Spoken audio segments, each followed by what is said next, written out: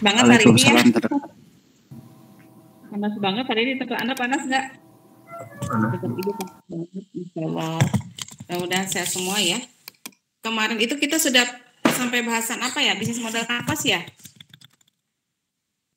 Kelas ini udah sampai bisnis model kanvas belum? Sekarang, Bu. Sekarang. Dibahasnya sekarang. Nah, kemarin udah pada ngerjain tugas kan ya? Takut ketukar kelasnya gitu. Coba tag Ibu di grup ya, absennya di grup ya.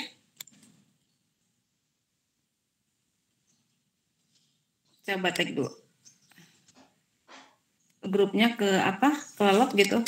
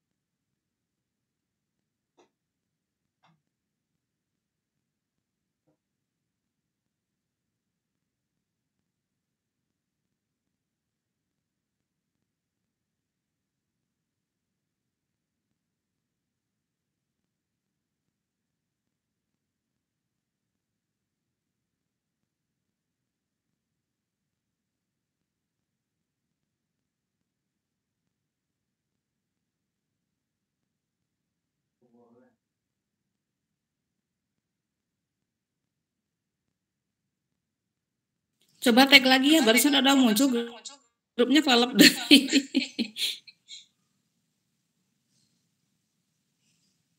Tar mana ya? Tadi itu udah kelihatan digital partnership gitu.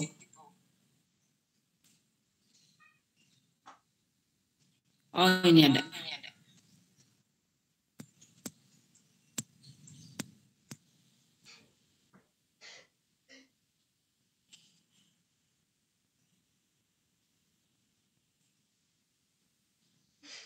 Oh iya, belum ada yang ngumpulin ya, belum ada yang Ibu belum kirim tugas ya, perasaan mah kemarin teh udah ditugasin ya?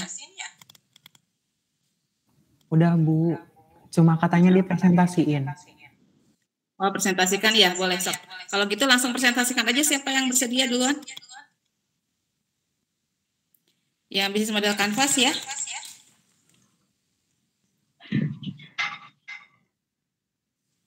Tario mau duluan atau siapa yang duluan?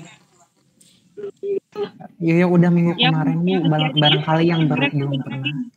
Nah gitu, kemarin kan udah presentasi kan yang sebagian. Nah sisanya yang belum, berarti presentasi tugas yang sekarang ya.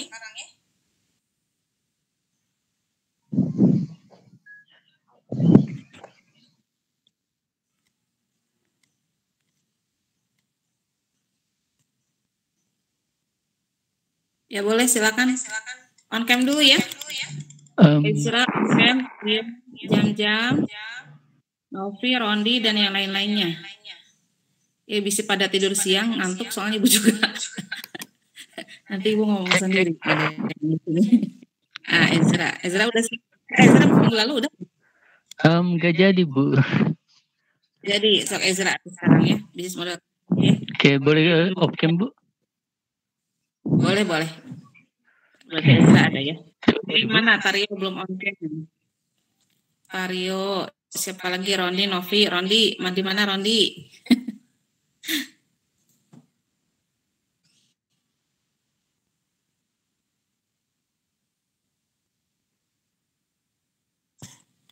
Bisa diperbesar nggak Za? Atau Ibu perbesar sendiri? Oh ya, Ibu perbesar sendiri. Ya.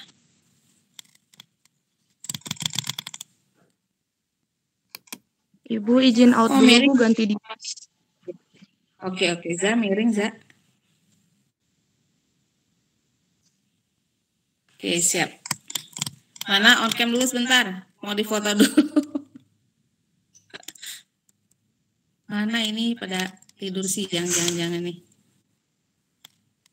Gini Bu, Iya, memang kalau on cam jaringan lumayan ya. Bu, Anda tidak dapat menggunakan kamera saat sedang membagikan layar Anda. Oh iya, kalau yang lagi membantu kamera mah jangan. Biasanya mah bisa sih, nggak apa-apa. Tadi kan udah sebentar. Oke Bu, langsung mulai saja Bu. Ya silakan. Tapi kenapa jadi nggak ada? Oh, ada. Apa Ezra? Nanya apa? Ezra usahanya apa? Masih prototipe Bu, masih prototipe. Nggak apa-apa Bu? So, apa? Oke. Jadi itu namanya bisnisnya cafe promote. Jadi menyediakan tempat layaknya cafe pada umumnya dengan menambahkan promosi sebagai daya tarik. Kalau kayak partnernya ada penerbit, supplier bahan minuman, supplier bahan makanan, editor desain, mesin kopi, itu untuk apa sih namanya teh partnershipnya. Terus tadi apa? Penerbit? Enggak Bu. Partnernya apa? Penerbit? Gini Bu, kan itu kan ada promosi. Biasanya kalau kebanyakan yang promosi itu teh ada yang promosi buku, novel atau karya novel gitu, atau enggak kadang-kadang juga ada yang di Shopee gitu. Ada Ya. Apa Bu? Oh jadi kafenya ada space buat naruh buku gitu? Ya, misalnya kan kayak waktu itu kan ini ada di bagian value propositions. Itu tuh ada banyak membaca, tempat bersosialisasi juga bisa menjadi media promosi. Terus kalau itu channelsnya ada di media sosial, poster, lokasi, website. Terus customer relationship, ada event bulanan sama kritik dan saran. Jadi misalnya kalau ada kurang apa-apa bisa dikirim surat ke situ, ada kotaknya, kotak saran gitu, kotak kritik gitu. Terus juga event bulanan misalnya sekarang jadi eventnya Ramadan gitu, atau enggak kalau bukan bulan Ramadan ya yang lain. Terus customer apa Zak? Bentar ngerti. Jangan buru-buru Zak, bentar dulu harus ngerti. Barusan lagi ngomongin apa barusan di ibu layar kecil? Tadi kan key partner ya. Barusan key activity ya. Oh enggak, itu kelewat. Key activity-nya mempromosikan karya, menyajikan makanan dan minuman, terus keramahan.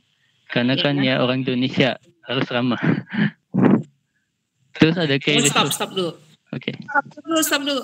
Kan ibu itu juga jangan buru-buru. Aktivitasnya tadi menyediakan makanan, mempromosikan karya, menyajikan makanan dan minuman, dan keramahan. Aja. Kalau key activities itu aktivitas ya. Jadi aktivitas. Jadi bukan kalau ramah kan kata sifat ya. Oh iya Bu. Habisnya di yang saya dapat ada bisa. Kalau yang mempromosikan kan memang ada kegiatannya, aktivitas promosi ya. Menyajikan makanan juga kan. Nah, ini lebih cocoknya kalau keramahan itu di value-nya. Itu value. Nanti pindah aja ya. Activities-nya kan berarti kan activities-nya itu misalnya nih kalau mau menyajikan makanan berarti aktivitasnya ya belanja bumbu-bumbunya misalnya gitu. Jadi kalau ibu kan aktivitasnya apa? Ibu kan penerbitan buku dan training. Berarti kalau training aktivitasnya apa? Promosi training ya. Trainingnya kemudian melaksanakan trainingnya gitu kan. Kemudian closing training, mencetak sertifikat gitu kan. Kalau penerbitan aktivitasnya apa? Menulis mengolah naskah gitu. Jadi aktivitas juga ya. aktivitas ya. Jadi lebih ke aktivitasnya ya. Tidak bisa sih mempromosikan sama menyajikan makanan, ini kan aktivitas besar kan, nggak apa-apa. Cuma kalau keramahan kurang cocok, ramah itu mah aktivitas ya yang melekat. Jadi nanti itu value-nya gitu yang pengen diusung gitu. Misalnya keramahan cara apa? Misalnya dia dengan cepat menjawab, misalnya fast respon, misalnya gitu ya. Terus misalnya apa? Keramahan, misalnya ini keramahan itu detailkan lagi gitu kan? Misalnya fast respon, terus apalagi misalnya tadi jadi keramahan itu sama Ezra didetailkan di value bisnisnya ya, dalam bentuk apa? Misalnya tadi diwujudkan dalam bentuk misalnya maintain customer dengan cara apa? Memberikan diskon khusus di hari ulang tahun misalnya, memberikan hadiah bagi customer yang terbaik misalnya gitu ya. Jadi dia itu memang betul-betul ramah itu dalam artian dia memimpin kan, nggak cuma sekedar menyapa aja atau sekedar memberikan jawaban yang cepat, tapi dia memang betul-betul pintas gitu. Jadi sangat penting nih anak-anak ibu kalau beli makanan itu namanya ditulis gitu, misalnya pakai minum ya atau apa gitu, nama anak-anak ibu tuh ditaruh di itu di apa namanya di gelasnya, itu kan sebetulnya sebagai bentuk dia memperhatikan nama kita gitu ya. Jadi atau misalnya ketika kita di broadcast disebutkan namanya juga, misalnya selamat siang Bapak Ibu Sri, berikut ini kami kirimkan informasi training bulan sekian, tapi dengan menyebut nama itu juga bentuk keramahan. Jadi seperti itu sih. Jadi apa di manifestasinya kayak gimana keramahan gitu. Kayak gitu ya. Ya lanjut.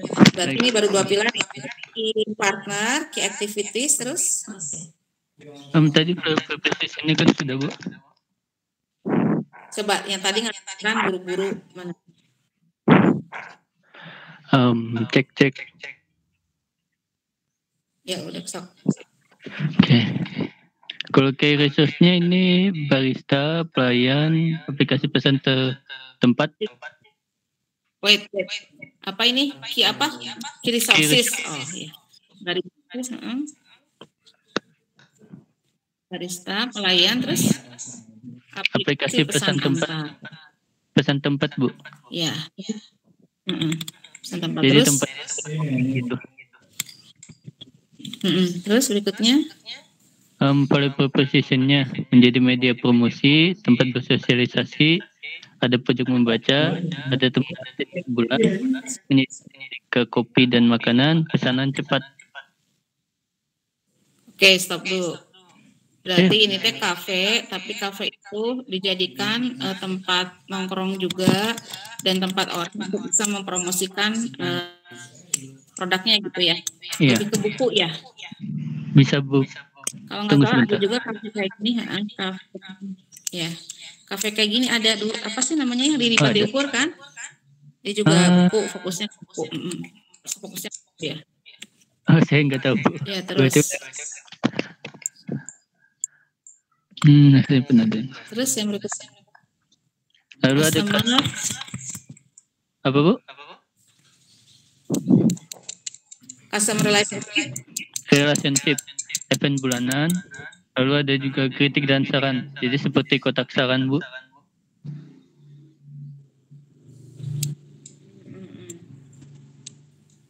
Oh, dia mengadakan event bulanan. Terus juga dia memberikan saran. Kritik dan saran. Terus channelsnya ada di media sosial. Poster. Terus yang berikutnya lokasi. Apa Bu? Channel. Lagi baca. Lihat. Mana channel ya? Apa? Kayak muncul channel. Channel biasa poster ya lokasi. Oke, website. Iya ya, siap. Ya. Kalau ini customer segmentnya belum dikelompokin gini. Segala usia. Kemudian ada keluarga, karena Berarti kalau segala usia mah keluarga aja, Za. Oke, Bu. Family misalnya. Memang kalau bisnis itu yang bagus itu harus spesifik ya. Nah, semakin spesifik sebuah target marketnya, semakin unik bisnisnya, semakin jelas ceruk pasarnya, maka akan semakin fokus gitu kan. Walaupun dia nanti mau mengembangkan di market yang lain, dia yang lain gitu. Nah, juragan artikel misalnya, juragan artikel itu kan namanya itu kan perempuan gitu ya. Kita fokus di perempuan selama ini. Nah, sudah berkembang, sudah lumayan lah ngebrandnya Ibu pikir cukup ya. Jadi Ibu setiap kali selesai training itu selalu minta peserta bikin review. Dan Ibu juga ada training itu yang prakteknya itu mereview kegiatan training di juragan artikel. Makanya kalau kalian ketik ya juragan artikel di medsos pakai Google, coba search itu pasti banyak review-reviewnya. Jadi itu orang udah trust lah ya. Lain misalnya kalau kita misalnya gini kerjasama sama rekan Ibu ya, ngadain nanti boleh kalian ikut juga kegiatan-kegiatan yang bagus untuk kalian. Nah, Ibu tanya, sebetulnya dia pengalamannya udah banyak di offline gitu. Dan Ibu tahu banget dia memang expert di situ. Terus memang basicnya juga. Nah, cuman memang yang pas Ibu search kata nama perusahaannya itu nggak ada di Google. Terus dia belum bikin juga akun di IG. Nah, itu kan orang kan kalau yang nggak kenal ya, orang jadi mikir ini teh bener gak gitu ya, yaitu sementara materi yang dia bawakan itu digital marketing strategis gitu kan. Digital marketing strategis berarti kan mengajarkan tadi dia cara bikin akun bio di IG yang bagus, bagaimana berpromosi di medsos yang bagus dengan toolsnya, tapi dia nggak aktif online gitu kan, orang jadi mempertanyakan ya gitu. Nah kayak gitu, jadi apa namanya tadi itu kita itu awalnya ngebrand juragan artikel memang untuk perempuan marketnya. Nah setelah berjalan sekian tahun, sekitar 3 tahun lah, baru kita lebarkan market, tapi kita udah jelas itu kids gitu. Kids dengan kata-kata kids kan JA Kids, tetap juragan tapi kids itu berarti kayak gitu. Kemudian kalau misalnya JA JA untuk pas pasti tapi biasanya kita tetap perempuan. Jadi itu kalaupun mau dikembangkan bisa kalau udah stabil sekian. Jadi memang untuk awal memang lebih enak spesifik ya, lebih spesifik ya, sehingga nanti bisa lebih tersesat ya. Baik, Bu. Lagi cost ya? Ya silakan. Cost mana ya? Cost restructure. Jadi yang untuk pengeluarannya apa saja kan? Ya Bu ya. Ya, bekerja sama dengan penerbit dalam mengisi pojok bacaan, karena kan kalau itu kan harus ada lisensi itunya penerbitnya biar legal. Kalau gitu, cost itu kalau cost itu tidak dikeluarkan. Kalau penerbit berarti nyawa ke kita ya. Oh iya. Ya ke penerbit. Jadi kita keluarkan. Nah, ada dua. Dia tetap variabel. Kalau fixed cost yang memang udah per bulannya, kayak Ibu kan, Ibu bisnisnya kan penerbit nih, base-nya online, berarti yang sudah pasti kebutuhan itu adalah bayar internet kan ya. Internet bulanan itu udah pasti tiap bulan kudu bayar gitu kan. Apalagi yang udah pasti listrik kan, meskipun pakai listrik di rumah tetap dimasukin komponennya. Apalagi ada admin-admin yang memang dia dibayar bulanan, enggak dibayar per project gitu. Berapa orang admin itu per bulan berapa gitu. Apalagi ada biaya per tahun, tapi itu kan dihitungnya per bulan juga. Jadi maksudnya kalau setahun misalnya 1,5 juta berarti per bulan jatuhnya berapa gitu. Ada juga yang namanya biaya kalau ibu, karena ibu kan virtual, ibu jadi virtual office. Nah itu semua harus diturunkan ke dalam. Nah, supaya nanti bisa keluar jadi untuk menentukan HPP, kan harga pokok produksi itu adalah termasuk di dalamnya komponen-komponen fixed cost kita.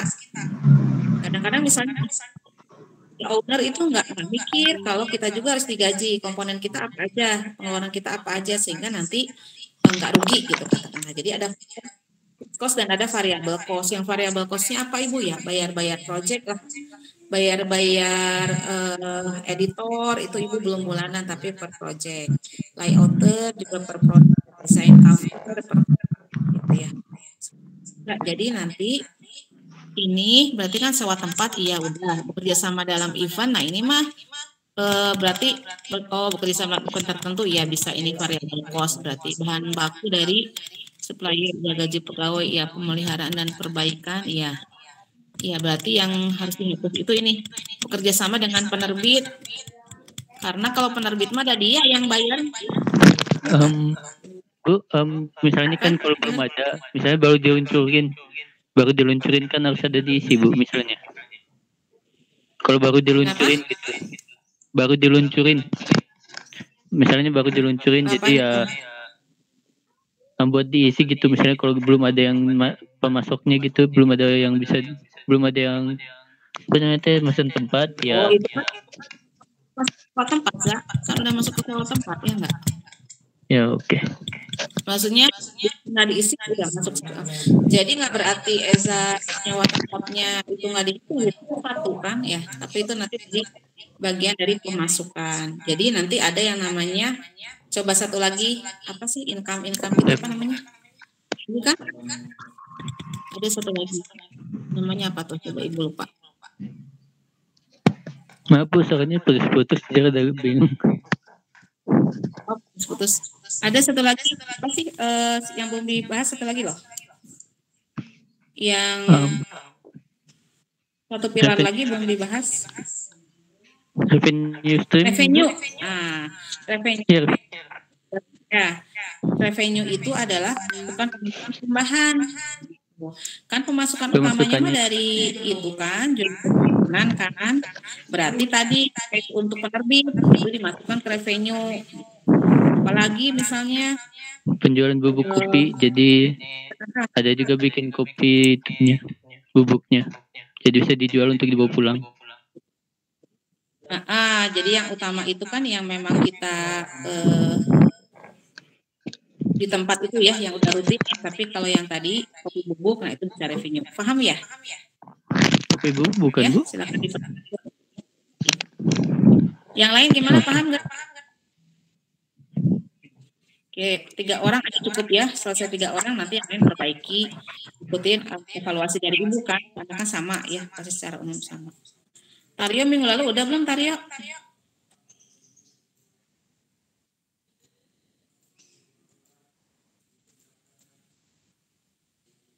Ya silakan, siapa yang belum presentasi kemarin? Udah pernah Bu. Saya boleh Bu. Nah, langsung aja soalnya ibu nggak buka catatan di HP. Ini online-nya di HP. Biasanya di laptop, lemot laptopnya. Siapa yang langsung aja? Siapa? Jam. Oh Rondi, oke siap. Sok Rondi, ibu temui kacamata lupa, bukan nggak pakai lupa naruh. Ya, sok dibaca dulu. Enaknya sih dibacanya dari kanan ke kiri. Dari mulai menentukan ya dari kanan ke kiri. Ini bisnis ya, jadi tapi toko smartphone itu kelas menengah ke atas saja gitu Bu, yang misalkan harganya 5 jutaan ke atas gitu, tidak ada yang ke bawah. Nah jadi buat customer, berarti barang-barangnya yang speknya 5 juta. Iya, yang speknya tinggi aja gitu Bu, yang bawah nggak ada. Kan kalau barang mah kan sebetulnya mah kan banyak pilihan ya. Kayak Vivo kan murah ya, Vivo terus apalagi gitu ya. Berarti Anda pakainya yang berarti kalau gitu brand-brandnya tertentu ya? Iya, Bu. Middle up ya. Oke, ya silakan sok lanjut. Terus buat customer segmennya ya pembisnis, gamer, fotografi, kalangan kelas menengah ke atas, terus kalangan di bidang IT juga. Oh, customer segmentnya pebisnis, gamer, fotografi, kalangan kelas menengah atas dan kalangan ya. Ini teh jualan handphone tapi kan ya smartphone Ya, gitu Bu. maksudnya. Ya smartphone, tapi Produk ya khusus buat ya yang kelas menengah ke atas saja gitu, Bu. Ya siap. Terus eh, ke value proposition atau langsung ke channel dulu, Bu? ke itu ke value propositionnya. Ya, value proposition-nya smartphone-nya selalu update gitu. Terus harganya bersaing, kualitasnya terbaik atau smartphone-nya pilihan gitu. Jadi ya buat kelas menengah ke atas saja, tidak ada yang speknya rendah. Terus smartphone-nya speknya tinggi. Semua smartphone garansi resmi. Ya, coba stop dulu ya. Coba Anda Ya, coba stop Roni. Anda pernah nggak ke BEC merhatikan penjual-penjual di sana? Pernah mungkin, Bu. Jangan mungkin pernah mungkin. Pernah. Coba ya Anda lihat di sana tuh kan tiap tiap lantai itu kan ada karakteristik, ada tempat-tempat jualan khusus ya. Iya, Bu. Misalnya ada lantai yang khusus jual handphone gitu. Ada lantai yang khusus untuk jualan laptop gitu kan dan telepon gitu ya. Ada juga lantai-lantai yang memang dia juga jualan printer dan sebagainya. Itu kan apalagi yang handphone ya, itu kan rame banget ya, rame banget. Terus bukan kadang-kadang dan memang satu toko dengan toko lain itu misalnya untuk yang merek ibu pemakai Oppo ya yang murah meriah. Nah Oppo misalnya, Oppo itu kan di banyak counter kan paling beda-beda tipis ya. Ada perbedaan harga loh meskipun mereknya sama gitu. Bedanya tipis banget, kalaupun ada perbedaan harga bedanya tipis banget gitu.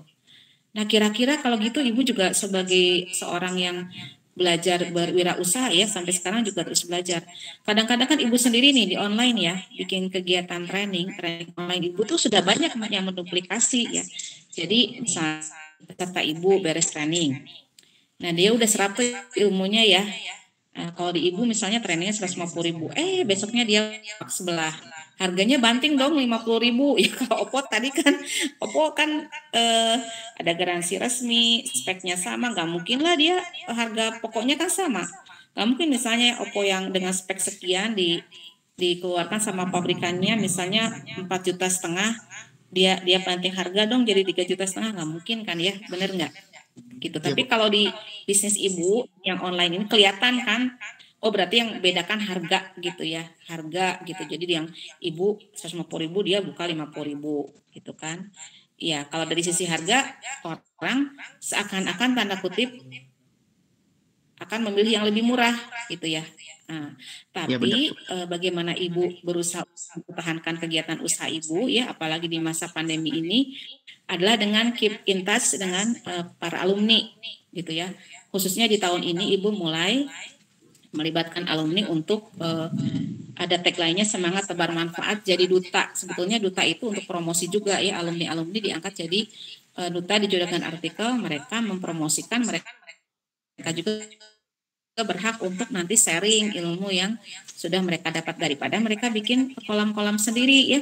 Jadi saingan kan memang kita kalau rezeki mah memang nggak akan tertukar ya, tapi secara syariatnya kita memang harus punya planning kan untuk menjemput rezeki itu secara benar-benar nggak ya. Nah, jadi kalau di online Ibu upayanya seperti itu. Nah ini yang lebih repot kan untuk Oppo sendiri Ibu lihat tantangannya beda kan. Kalau di Ibu kan orang udah lihat, oh ini segmennya kalau juragan artikel pastilah 150.000 startnya, karena apa? Orang dia udah berdiri 6 tahun yang lalu. Kalau ini dia kan muridnya, pasti dia pengen laku dong, pasti harganya lebih murah. Tapi mungkin value-nya nggak akan sebanyak yang didapat di juragan artikel. Kalau di juragan artikel itu selain training, alumninya itu ibu ajak untuk magang, selain magang juga, nah dari magang itulah nanti mereka bisa punya penghasilan yang mungkin awalnya recehan, tapi nanti bisa jutaan dengan seiring dengan pengalaman, gitu ya. Nah, kalau di BEC gimana? Coba Anda lihat perbedaannya apa? Satu opo gitu, sama yang jual opo di mana-mana kan? Kaitannya kan Anda mau buka smartphone ya. Ada Dukomsel, ada BEC, Anda bisa lihat bedanya di mana. Untuk yang dua itu aja dulu. Maksudnya gini loh, ketika kita mau membuka bisnis, itu kan sebetulnya kita bukan menciptakan sesuatu yang baru ya. Tapi kita create sesuatu yang memang tadi di sisi value, kita itu punya kelebihan, enggak sebatas misalnya tadi original, dan pasti original tuh ya, nggak akan mungkin orang mau beli yang palsu misalnya kalau ke toko mah ya, kecuali dia di black market misalnya. Gitu. Silakan coba ini menurut Anda aja yang dua aja. Dukomsel sama BEC bedanya apa? Sama-sama ini kan, sama-sama di tengah kota ya. Sama-sama di sekitaran Dago kan. Besok main ke Dukomsel enggak? Enggak Bu, saya bukan orang Bandung. Dukomsel. Oh, Bandung. Kalau ke BEC pernah? Ke BEC pernah nggak, Rondi? Kayaknya cuma lewat, Bu. Ke BEC. Nah, jadi gini, berarti nanti Rondi juga gali lagi, tadi bukan sekedar misalnya nih, biar keren segmennya menengah atas, tapi bagaimana Rondi memperlakukan karakter menengah atasnya gimana sih, gitu. Ya. Orang-orang menengah atas itu adalah orang-orang yang ingin dilayani eksklusif, gitu ya. Tadi makanya barang-barangnya pertama mahal. Tapi semakin eksklusif, dia semakin tertarik gitu kan. Oh dia beli baju, nih dia beli baju di Shopee nggak mau. Kenapa nggak mau? Nanti kejadian baju dia sama dipakai dengan baju orang gitu ya. Pasti dia kalau beli baju orang kaya mah di butik gitu. Makanya di Komsel kan disebutnya butik di Komsel ya, butik. Jadi handphone tapi menyebutnya butik gitu. Jadi butik itu eksklusif. Makanya kalau kita ke Bandung, Anda ke BEC, itu pasti kayak di pasar gitu, rame orang teh nawar-nawarin ke sini Bapak Ibu ke sini silakan coba handphonenya gitu kan murah-murah gitu, atau misalnya mereka pakai tulisan yang besar-besar. Mahal lah pasar gitu ya, meskipun dia di mall. Nah, tapi kalau ke Dukomsel enggak gitu, lebih ke enggak crowded, terus kan orang yang datang ke situ juga berarti dia orang yang lebih keren lah secara penghasilan dan secara gaya hidup daripada orang yang datang ke BEC, meskipun dibeli nama misalnya sama-sama mereknya merek Oppo misalnya gitu ya. Jadi Rondi, kalau misalnya Rondi mau main di menengah atas, selain udah pasti lah kalau menengah atas semua produk-produknya juga produk-produk yang ori ya udah pasti. Ya. Adalah Rondi itu harus menciptakan eksklusivisme buat mereka gitu. Ngerti nggak? Jadi belanja di Rondi teh misalnya nanti ada boxnya gitu kan, kemasannya, atau ada tasnya misalnya, tasnya yang memang kelihatannya lebih eksklusif kan, sebetulnya mah barangnya mah sama-sama etawa, nggak mungkin kan Rondi pengen eksklusif jadi nyiptakan handphone dengan merek sendiri, enggak, pabriknya masih sama, tapi bagaimana Rondi mengemasnya, bagaimana Rondi menata tokonya, itu yang membuat orang jadi merasa oh ya ini eksklusif banget. Berarti kalau kita mau di toko offline itu modalnya harus gede. Tapi kalau mau di online itu sebetulnya kesempatannya lebih besar untuk tadi kita meminimalisir biaya dengan tadi adalah memberikan layanan. Misalnya layanannya fast respon gitu ya. Garansi misalnya kalau pengiriman pakai pakai balok-balok gitu ya. Jadi udah nggak kena cas lagi gitu. Kalau orang kaya itu nggak mau ribet gitu ya, nggak mau ribet. Bu mau pengirimannya pakai apa? Udah harganya sekian, tapi udah benar-benar kita asuransi, kita kirim di packaging yang aman. Bahkan mungkin kita pakai pengiriman yang super eksklusif gitu ya. Misalnya JNE-nya ada JNE layanan paling mahal, kita ambil yang itu. Ngerti nggak Rondi? Iya Bu, ngerti. Jadi kalau misalnya kita mau main di menengah atas, berarti value-nya itu tadi dibikin orang itu merasa pride gitu kan. Misalnya tadi value-nya gitu, itu desain kemasan, kemudian ada komunitasnya untuk misalnya tadi memberikan layanan purna jualnya ya, atau memberikan tempat untuk bertanya. Ya, kalau yang sering dianalogikan sih, sering ya kalau kita dengerin buka TikTok gitu kan, dia menganalogikannya orang beli Coca-Cola. Coca-Cola kan pabriknya sama ya, mau Coca-Cola yang dijual di pinggir jalan, mau Coca-Cola yang dijual di hotel, mau Coca-Cola yang dijual di kafe-kafe, itu pabriknya sama nggak? Ya sama Bu. Sama. Kemasannya sama nggak? Sama. Ada yang kaleng ya, ada yang botol plastik ya nggak? Ya, ukurannya juga sama. Ketika Coca-Cola itu dijual di hotel, kenapa dia jadi mahal? Yang datang ke hotel kan orang-orang kaya udah pasti ya, liburan, orang mau tidur di tempat yang bersih, orang yang punya duit gitu kan, orang yang mau istirahat misalnya, atau orang yang lagi bepergian. Berarti kan itu yang membuat pelayanannya kan, penyajian di tempat yang lebih bagus daripada di pinggir jalan. Kemudian penyajiannya juga kan ada misalnya pramugari khusus yang pakai seragam gitu kan, yang rapi, yang wangi gitu kan, baik laki-laki maupun perempuan. Penyajinya itu kan kalau karyawan-karyawan itu kan memang rapi-rapi ya. Jadi kan itu membuat citra lah. Sama ini juga, jadi kalau kita mau membidik menengah atas, selain tadi nggak sekedar barang-barang yang branded, tapi juga citra yang ditampilkan itu apa. Gitu. Kalau Ibu, karena Ibu nggak mau nih banting harga di produk Ibu ya, buku Ibu lumayan mahal dijualnya dengan jumlah halaman yang sama dibanding dengan komunitas yang lain.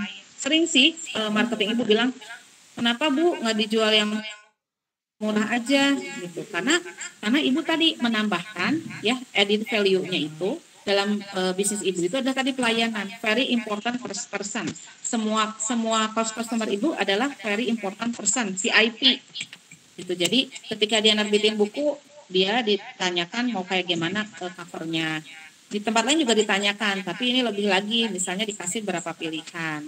Udah gitu kita mau loh memodal cetak dummy. Jadi si buku itu Ibu rela ngirimin ke pemesan itu nggak kena ongkir lagi, dengan paket sekian udah nggak kena ongkir lagi, silakan cetak dummy itu cetak contoh produk yang dia cek. Nanti kalau masih ada salah cetak lagi sampai 2 kali. Nah itu kan sangat-sangat membuat orang itu terkesan, oh aku dilayaninya maksimal gitu. Mungkin di tempat lain terbitnya bisa cepat, harganya bisa murah cepat. Kenapa? Orang nggak pernah dicek lagi kok gitu ya, terbitnya cepat, banyak salah gitu kan.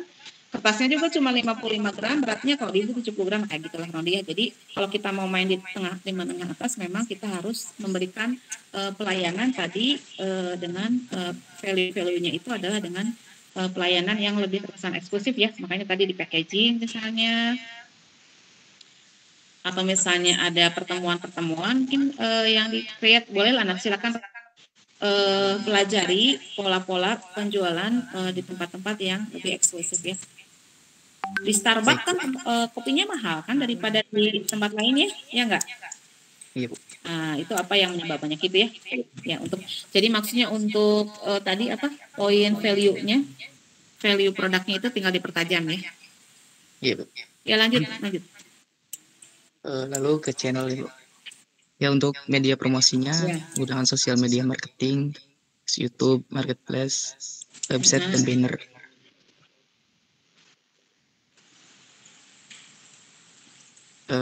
Lanjut ke customer relationship, itu relasi sama customer gitu. Caranya itu aktif di sosmed seperti WA, Twitter, Facebook, dan Instagram. Terus kita juga mengadakan promo setiap minggunya, garansi sampai 5 tahun, dan penjualannya itu online dan offline. Ya. Nah ini untuk garansi memang udah dikonfirm belum? Kalau garansi kan biasanya hubungannya dengan pabrik ya, bukan kita yang kasih ya. Iya Bu. Garansi menurut Ibu, soalnya nanti kamu jadi take a risk ya. Kalau pabrik kan udah ngitung life-nya si produk itu, masa hidupnya itu sampai berapa tahun sih gitu. Ya contoh kasus Ibu dulu waktu sama suami ya beli motornya Matic. Itu pasti Matic itu di tahun kedua dan tahun ketiga kalau dia memang sering tiap hari dipakai gitu ya, itu pasti menurun kinerjanya gitu. Dia udah, makanya di tahun kedua dan ketiga itu rata-rata si garansinya habis karena dia udah tahu di tahun segitu udah harus beli gitu. Kalau di bawah tahun itu memang masih grass lah, masih bagus produknya gitu ya. Jadi mungkin untuk garansi dicoret ya, karena kalau garansi mah itu mah kaitannya dengan pabrikan kan ya. Iya, Bu. Oke, terus yang lainnya, slide berikutnya. Terus ke activities itu kegiatan yang kita dilakukan sehari-harinya gitu. Yang dikerjakan itu marketing. Ya, pasti tapi kalau marketing setiap hari. Terus produksi seperti menentukan spesifikasi smartphone yang akan diambil dari supplier. Terus mengambil produk dari supplier. Ya, udah bagus. Lalu, ya. Jadi untuk ini udah dikelompokkan ya, seperti ini ya teman-teman yang lain ya. Jadi kayak gini, key activities-nya dikelompokkan, ada marketing, ada produksi, ada penjualan, ada tenaga. Kalau tenaga kerja, ini bukan ini mungkin kalau tenaga kerja mah masuknya ke key resources, Rondi. Ya. Key resources-nya. Ya. Jadi tenaga kerja dipindahin ke key resources ya. Iya, Bu, ke sini, Bu. Key resources. Ya, kemudian ya buat key resources itu aset produksi, karyawan, modal usaha, mitra pendukung, mempunyai akun sosmed, YouTube dan marketplace, dan tentu saja harus punya toko kalau buat offline. Ya, oke. Terus yang ini nih? Satu lagi ya? Cost apa? Belum, cost ini ya? Yang duanya belum. Bu, ke key partner terlebih dahulu, Bu. Yang key partnernya itu supplier, mitraan atau dropshipper, marketplace, jasa pengiriman seperti JNE, JNT dan lain-lain. Iya. Iya betul ya. Terus jadi key partner itu adalah pihak-pihak yang membantu kelancaran bisnis kita ya. Iya, Bu. Terus ke revenue stream itu keuntungan. Ya, jadi revenue itu adalah side income-nya. Gitu. Jadi Randy kan bisnis utamanya kan tadi, kok Randy terus sih Randy mah yang semester kemarin ya, tahun kemarin. Utamanya kan jual beli smartphone, ya enggak? Nah, dari jual beli smartphone itu kan nanti ada yang namanya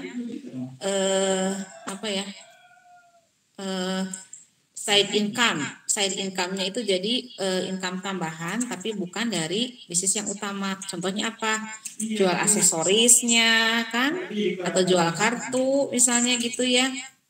Atau misalnya apa yang dia jadi pelengkap produk kita tapi jadi tambahan. Misalnya jual di aksesoris kan termasuk ini ya. Termasuk earphone gitu ya. Pelapis anti gores misalnya ya. Terus ini jadi kayak gitulah. Jadi revenue itu produk-produk tambahan yang akan mendukung kepada pendapatan bisnis kita. Berarti kalau penjualan produk utamanya, penjualan produk utamanya tidak masuk. Handphone. Iya, masuk.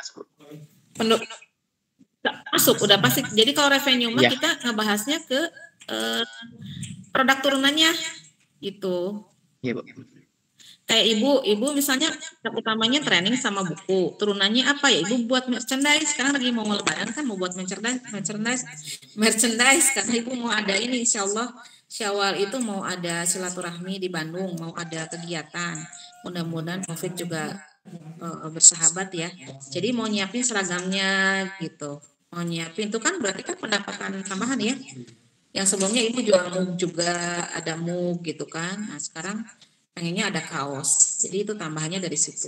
Atau ibu juga punya bisnis-bisnis lain yang turunannya, misalnya apa, ibu ada promosi, jadi orang yang dengan paket tertentu dapat promosi di video ya, divideokan bukunya itu dipromosikan dalam bentuk video, itu gratis gitu kan. Tapi ada juga yang mereka berbayar untuk yang paket-paketnya, dia ngecasnya paket yang murah tapi pengen dibikinin video kan nggak include sama videonya, itu juga jadi pendapatan baru. Atau pengen dibikinin kalimat-kalimat promosi di Facebook ya, promosi bareng di Facebook, itu juga jadi income baru. Kayak gitu Rondi ya. Dan yang lain udah paham ya? Nah, silakan diperbaiki ya, diperbaiki terus struktur dulu. diperbaiki aja, nggak usah kirimkan.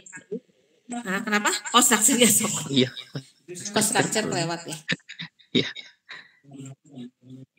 Ya, buat ke strukturnya itu biaya marketing, biaya produksi, biaya atau upah tenaga kerja, terus biaya hosting, biaya transportasi, biaya listrik, air dan wifi, biaya maintenance, dan biaya pembelian atau pembangunan. Ya, udah betul. Berarti yang harus diperbaiki cuma value proposition, terus ya, gitu ya. Jadi sama nanti, ini Bu. Iya, value sama yang tadi key resources ya. Key activities. Ya. Key activities kan tadi ada apa? Ada karyawan ya? Iya, tenaga kerja. Oh ya, itu aja. Nah, yang lain silakan ikutin aja, perbaiki sendiri. Jadi gini, nanti UAS UTS-nya itu, Anda itu cuman kerjaannya bikin makalah aja, yang isinya itu kumpulan tugas-tugas dari tugas pertama. Ya, ditambah nanti ada pendahuluan, ada kesimpulannya. Jadi silakan ini diperbaiki, nanti disimpan yang baik, karena nanti ketika UTS itu di-upload bareng-bareng dalam ke semua tugasnya. Ya. Nah, hari ini kita belajar bagaimana bikin website dengan menggunakan Google Sites. Anda udah belajar pemrograman belum? Pemrograman web? Belum Bu, di semester 5. Udah belajar PHP belum? MySQL? Udah. MySQL udah di semester. Nah, ya.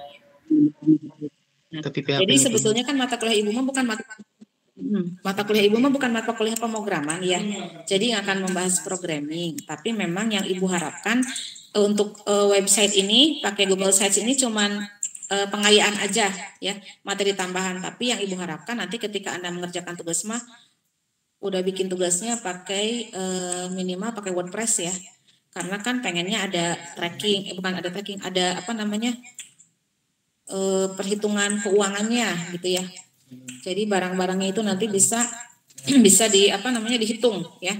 Misalnya tadi beli handphone, tambah aksesoris, tambah ongkir jadi berapa? Jadi bisa muncul totalnya ya.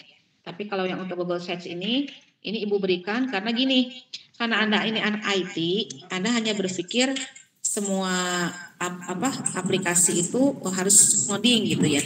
Nah, tapi untuk UMKM sekarang di mana mereka nggak punya income, nggak punya uang yang banyak, Google Sites ini powerful loh gitu ya. Jadi Google Sites ini bisa jadi solusi dan juga bisa jadi skill yang bisa Anda tawarkan untuk mensolusi UMKM yang lumayan 150.000 ya.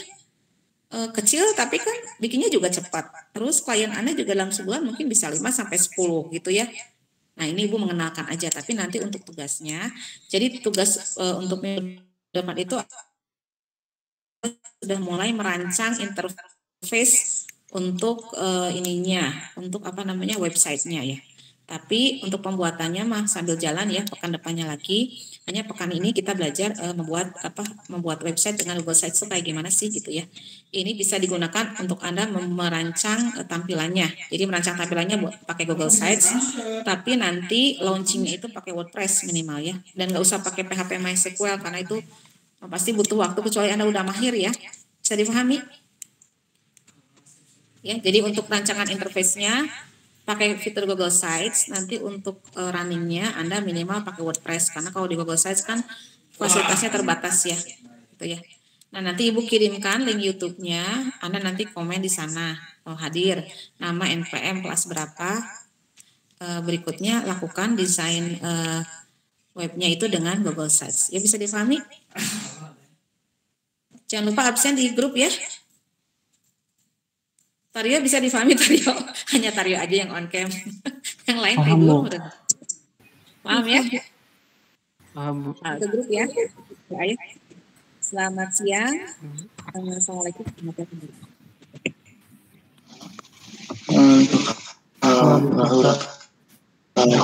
wabarakatuh. Terima kasih Bu. Assalamualaikum warahmatullahi wabarakatuh.